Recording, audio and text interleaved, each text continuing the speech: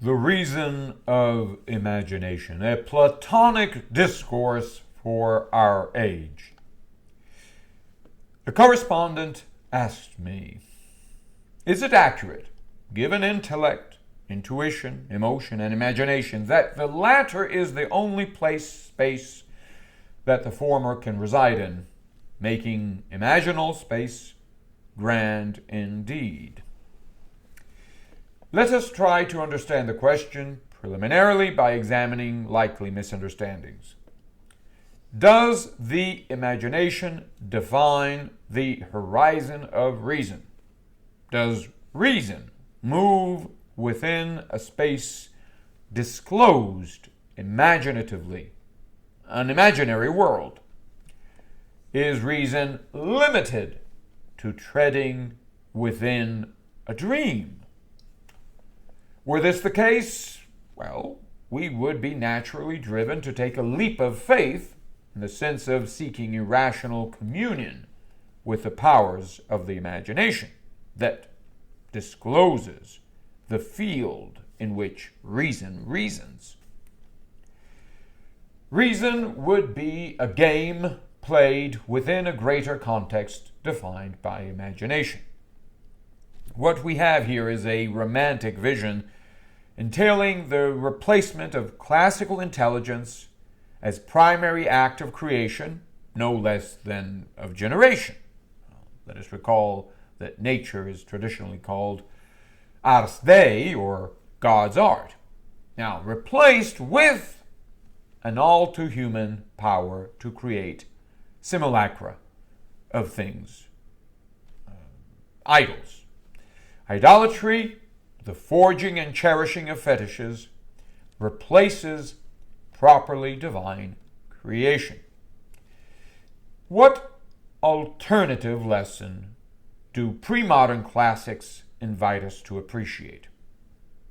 Imagination is not creative, but passive, in the sense that it receives the shadows of things created directly by God and within God. Yet, such shadows arise in a poetic context or through poetic mediation.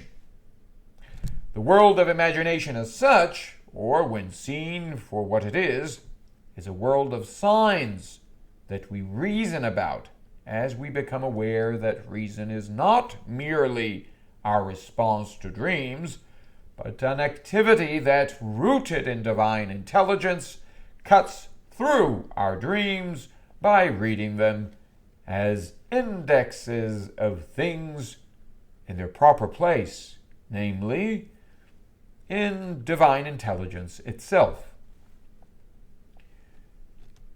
Our reason would then stem directly from God's own reason, his own creative discourse. Unlike God's reason, or what is properly intelligence, our reason takes its provisional bearings from the aftertaste or shadow of things. We begin reasoning post factum, moved by simulacra. Yet, as we reason, we become aware that dreams are not the proper stage for reason, that our reason is none other than God's reason, insofar as it comes to dispel dreams as dreams, or to expose forms on the horizon of a reflective understanding.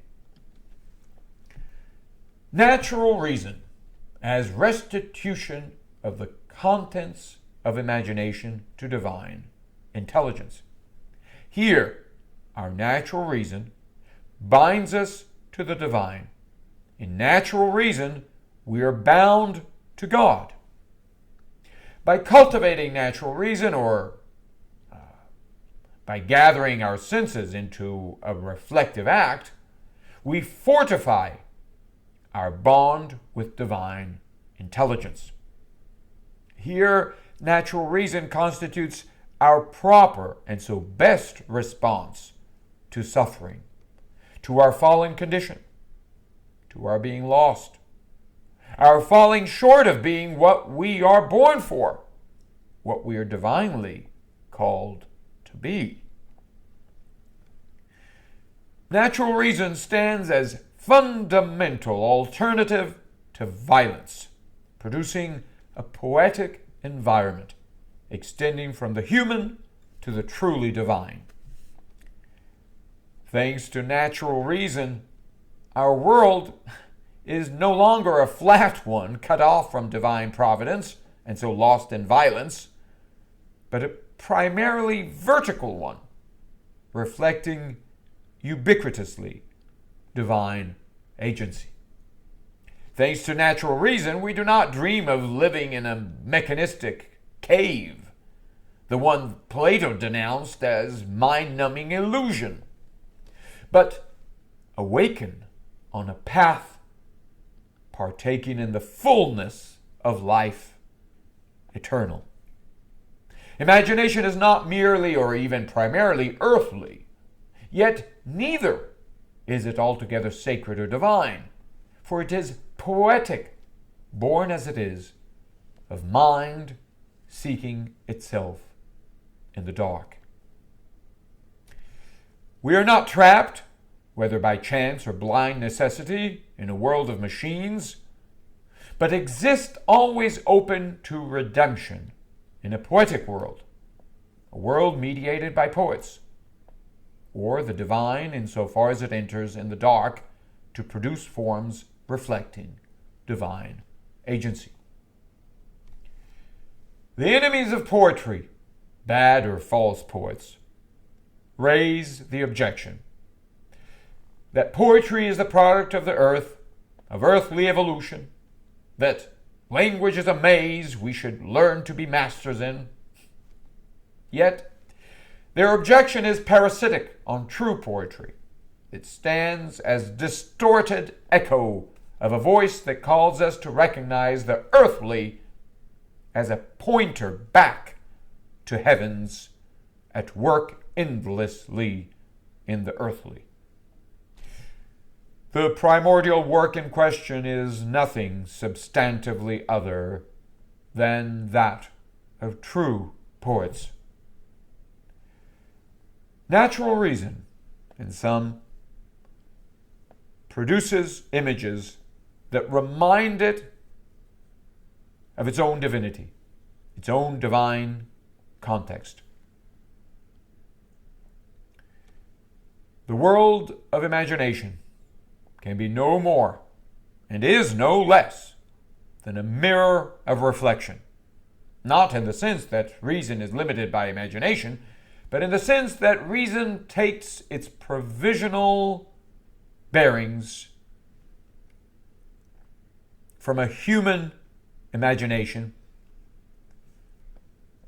that it exposes to a divine paradigm.